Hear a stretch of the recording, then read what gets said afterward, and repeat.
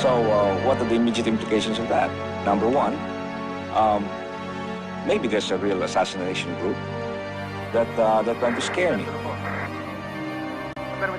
And if I back out, then they'll come out in their headlines and say, he got scared about the assassins. If I insist on coming home and I get shot, then they can always say, now look, we told you it was an assassination plot. And you insisted, so don't blame us.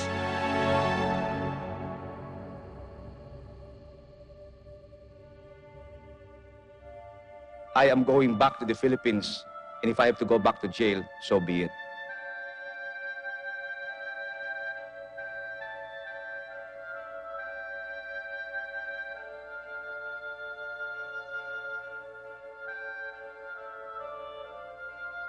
I've always said that Mr. Marcos is the original terrorist.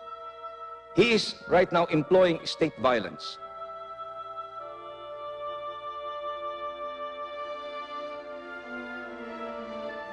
If we use violence against him, he will only justify the use of more violence against us.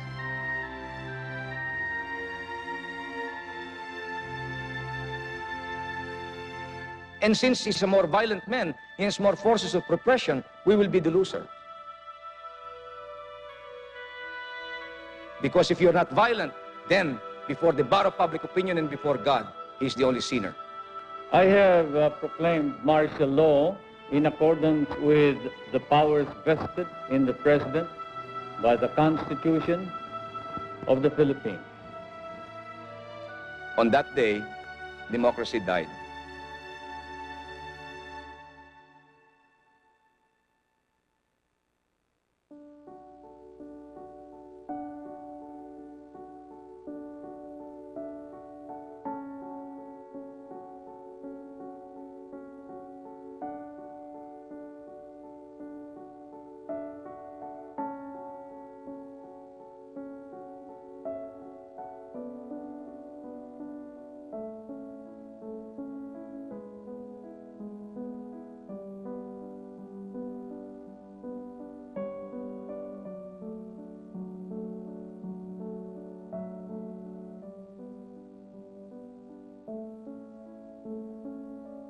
I grew up in New Manila. Every afternoon, I would bike kasama ng mga street boys until dinner time. Palagi akong nakabuntot kay Papa. He was always attending to the needs of the people. I knew then I wanted to be in public service like him. You know, he lost his father when he was 15, so he felt he had to do something on his own to show that, I suppose that because he loved his father very much, and he wanted people to know that he took a lot after his father and that he was willing to risk many things.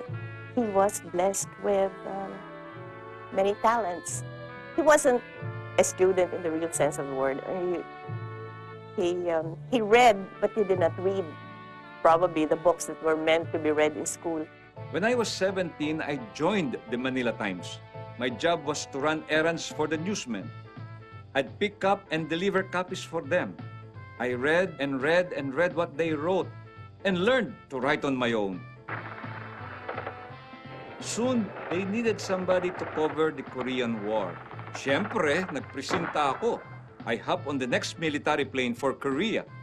Ninoy took risks. Well, starting, I guess, when he went to Korea, when he was only 17. There was a great danger that he could be killed there or injured, but he wanted to do something different, something unusual for a 17-year-old. President Ramon Magsaysay, who I met during my days at Manila Times, asked me to broker the surrender of communist leader Luis Taruc. Taruc has been fighting the government for like 20 years. I acted on it immediately, and I was able to negotiate his surrender. We never applied for a political asylum. And Ninoy always told me, this is something very temporary, and eventually I'll have to go home.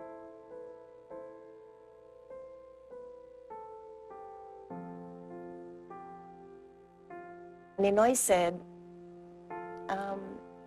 if I don't go now, I will ask myself later on, I could have done something and I did not do anything, and I will blame myself forever.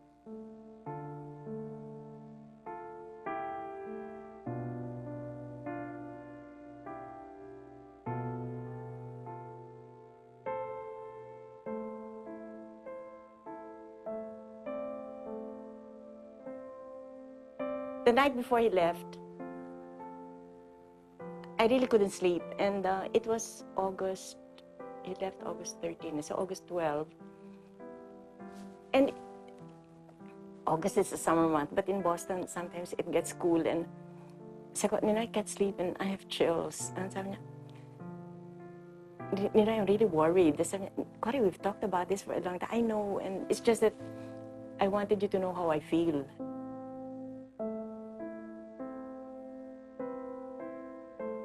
Before he left, sabi ko, Ninoy, can you tell me what possible scenarios there will be?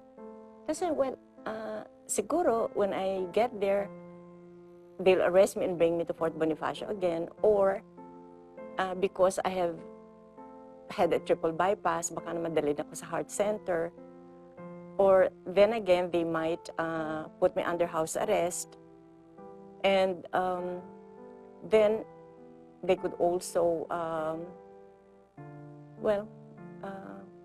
parang, the last thing he said was, but if they make a mistake and they have me killed, then that's the best thing that will happen to me. Tapos I go, Ninoy naman, don't talk like, no, sabi niya, because I've always wanted to die for our country. It is only instinctive for a man to look for his peace. And I debated with my mind, and I debated with myself, and I debated with my wife and my children whether I should go back to the arena of combat. I felt that I already earned my peace. I have done my best. I waited for 7 years and 7 months, and the Filipino people did not react. And they would even give me the impression that they loved their chain and their slavery. What can one man do if the Filipino people love their slavery? If the Filipino people have lost their voice and would not say no to a tyrant, what can one man do? I have no army, I have no following, I have no money. I only have my indomitable spirit.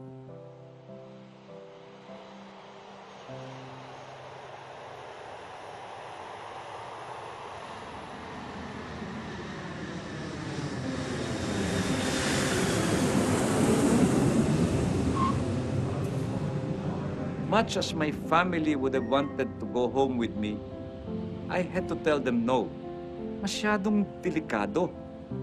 It will draw too much attention. Cory would have been the perfect travel partner, of course, but not under this circumstance. Ours was not a perfect marriage, of course, but I believe that he brought out the best in me, and I think I brought out the best in him. Because Ninoy and I were one.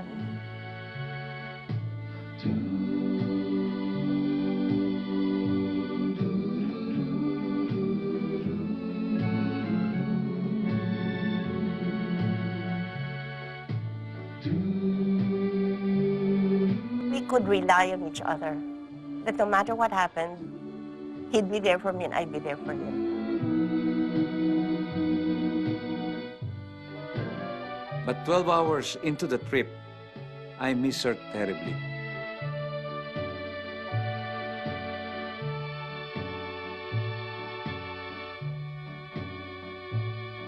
Everything just went according to Ninoy's plans. He ran for mayor when he was not yet even 23, which was the required age for running for a town mayor. He also loved people. He was such an extrovert.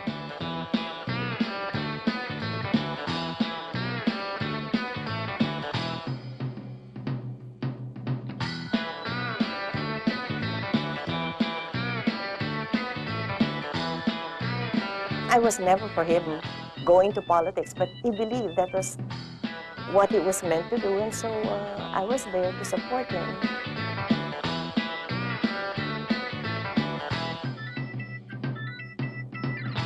He enjoyed being a politician.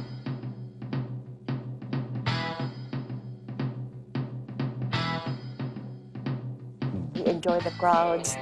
He enjoyed giving speeches. And the people just loved him when he gave those speeches.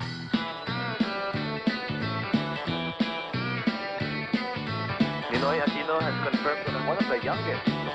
Nung tumakbo ko sa Senado, ibang labanan. I had to reach out to the whole nation.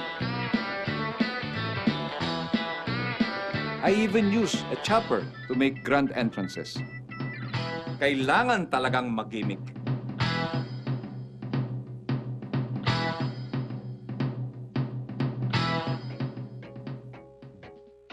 It seemed to me that there was nothing that Ninoy could not handle.